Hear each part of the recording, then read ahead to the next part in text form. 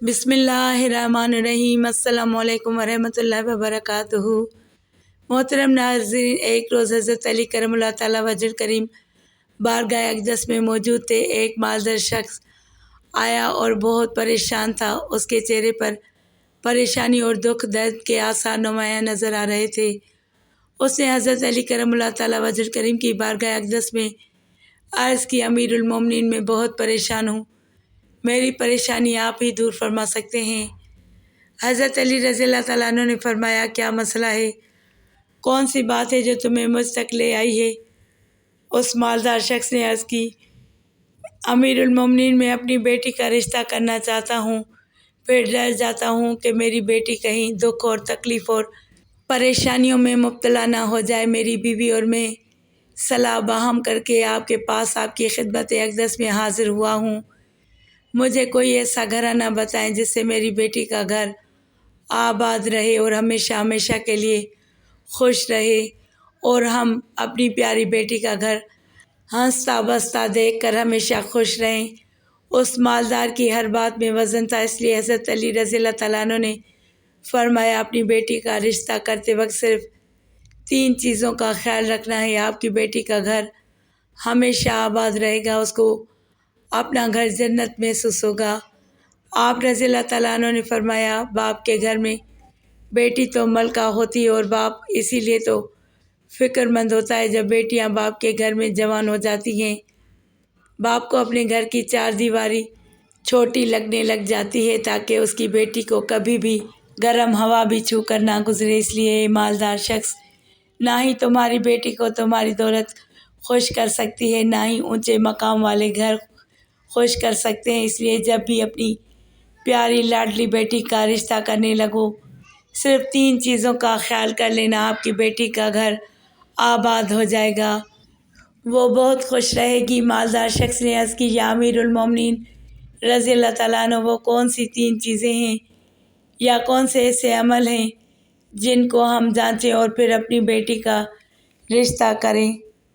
حضرت علی رضی اللہ تعالیٰ عنہ نے فرمایا، اے شخص، یاد کر لینا، اپنی بیٹی کا رشتہ اس شخص سے اس گھر میں نہ کرنا، اپنی بیٹی کا رشتہ مت کرنا جس گھر کے فیصلے عورت کرتی ہے، مرد اس عورت کے فیصلے پر عمل کرتے ہیں۔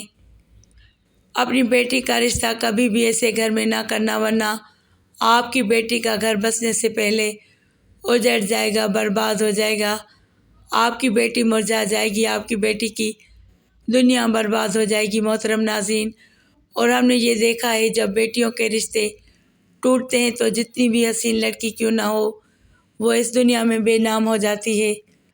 اس کو نہ گھر والوں سے پیار ملتا ہے، نہ میکے والوں سے پیار ملتا ہے۔ وہ میکے والوں پر اور اپنے شوہر پر خود کو بوجھ سمجھنے لگ جاتی ہے، اور ایسا ہم نے دیکھا ہے، بھائیوں نے بھی بہن کو بوجھ قرار دیا ہے۔ ایسے کئی گھر ہم نے اپنی آنکھوں سے دیکھے ہیں۔ اس لیے اس کو ہر چھوٹے اور بڑے کو تانے دیتے ہوئے بھی سنا ہے اور دیکھا ہے۔ نہ اس بچی کو دن کا سکون ہوتا ہے، نہ رات کو راحت کی نیند آتی ہے۔ وہ ماں باپ کو دیکھتی ہے تو اسی فکر میں رہتی ہے کہ میری وجہ سے میرا میکا، یعنی ماں باپ، بہن بھائی پورا پریشان ہے۔ وہ اور گھٹ گھٹ کر مرنا شروع ہو جاتی ہے۔ آخر کار تھک ہار کر یا تو وہ اپنے شوہر کو اپنا لیتی ہے اور اس شوہر کے ظلم و ستم کو، اس کے طعنوں کو گہنا بنا کر پہن لیتی ہے، یا پھر اپنی زندگی سے روٹھ کر بیمار پڑ جاتی ہے۔ اس لیے یہ مالدار شخص اس گھر میں اپنی بیٹی کا رشتہ کبھی نہ کرنا جس گھر کے فیصلے عورت کرتی ہو۔ نمبر 2، حضرت علی رضی اللہ تعالیٰ عنہ نے فرمایا، یہ مالدار شخص کبھی بھی اپنی بیٹی کا رشتہ اس گھر میں نہ کرنا، اس گھر میں مت کرنا جہاں عورت کی عزت نہ ہوتی ہو، جہاں صرف مرد ہی حکمرانی کرتا ہو، وہاں اپنی بیٹی کا رشتہ نہ کرنا، ورنہ تمہاری بیٹی کا گھر بسنے سے پہلے اجڑ جائے گا۔ محترم ناظرین، ہم نے اپنے ارد گرد یہ کہیں نہ کہیں ضرور دیکھا اور سنا ہے۔ ایسے گھر بھی ہیں جو عورت کو اپنی جوتی کی نوک پر رکھتے ہیں، حالانکہ اللہ تعالیٰ کے پیارے نبی، ہمارے پیارے نبی حضرت محمد مصطفیٰ صلی اللہ علیہ وآلہ وسلم نے حکم فرمایا کہ جیسا تم کھاؤ اپنی بیوی کو ویسا ہی کھلاؤ، جیسا تم پہنو ویسا ہی اپنی بیوی کو پہناؤ، لیکن ایسے گھر بھی ہیں جو صرف خود کو اول سمجھتے ہیں اور اپنی بیوی کو خاطر خواہ میں بھی نہیں لاتے۔ ایسے شخص بھی ہیں جو اپنی بیوی کو ظلم و ستم کر کے خوش ہوتے ہیں اور کہتے ہیں ہم نے اپنی برادری میں اونچا نام کر لیا ہے، حالانکہ وہ بھول میں ہیں، وہ اپنا نقصان کر رہے ہیں، کیونکہ میرے حضور اقدس صلی اللہ علیہ وآلہ وسلم کی سنت پر وہ عمل پیرا نہیں ہوتے، وہ اپنے لیے عذابوں کا گڑھا کھود رہے ہیں۔ اس لیے مالدار شخص اپنی بیٹی کا رشتہ اس جگہ مت کرنا جہاں عورتوں کی عزت نہ ہوتی ہو۔ حضرت علی رضی اللہ تعالیٰ عنہ نے فرمایا اپنی بیٹی کا رشتہ اس جگہ کرنا جہاں اس کا خاوند اپنی بیوی کے ساتھ نرمی، خوش خلقی اور حسن سلوک کے ساتھ پیش آئے، جو اپنی بیوی کے حقوق ادا کرنے میں کسی قسم کی غفلت اور کوتاہی نہ کرے، جو اپنی بیوی کا اس طرح ہو کر رہے کہ کسی اجنبی عورت پر نگاہ نہ ڈالے، جو اپنی بیوی کو اپنے عیش و عشرت میں برابر شریک سمجھے، جو اپنی بیوی پر بھی ظلم و ستم اور کسی قسم کی بے جا زیادتی نہ کرے، جو اپنی بیوی کی خوبیوں پر نظر رکھے اور معمولی غلطیوں کو نظر انداز کرے، جو اپنی بیوی کی مصیبتوں اور بیماریوں اور رنج و غم میں دلجوئی، تیمارداری اور وفاداری کا ثبوت دے، جو اپنی بیوی کو پردہ میں رکھ کر عزت و آبرو کی حفاظت کرے، جو اپنی بیوی کو ذلت اور رسوائی سے بچائے رکھے، جو اپنی بیوی کو دیانتداری اور دینداری کی تاکید کرتا رہے اور شریعت کی راہ پر چلائے، جو اپنی بیوی کے اخراجات میں بخیلی اور کنجوسی نہ کرے، جو اپنی بیوی پر اس طرح کنٹرول رکھے کہ وہ کسی برائی کی طرف رخ بھی نہ کر سکے۔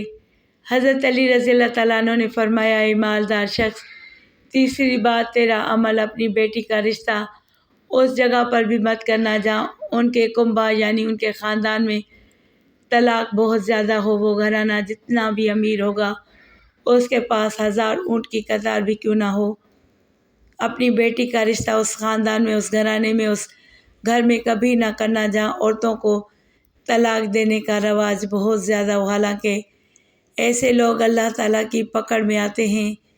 میرے اللہ تعالیٰ کا ارشاد مبارک ہے، طلاق دینا بدترین عمل ہے کیونکہ یہ عمل شیطان کو بہت پسند ہے۔ اللہ تعالیٰ طلاق کے لفظ پر اور دینے پر بہت غضبناک ہو جاتے ہیں۔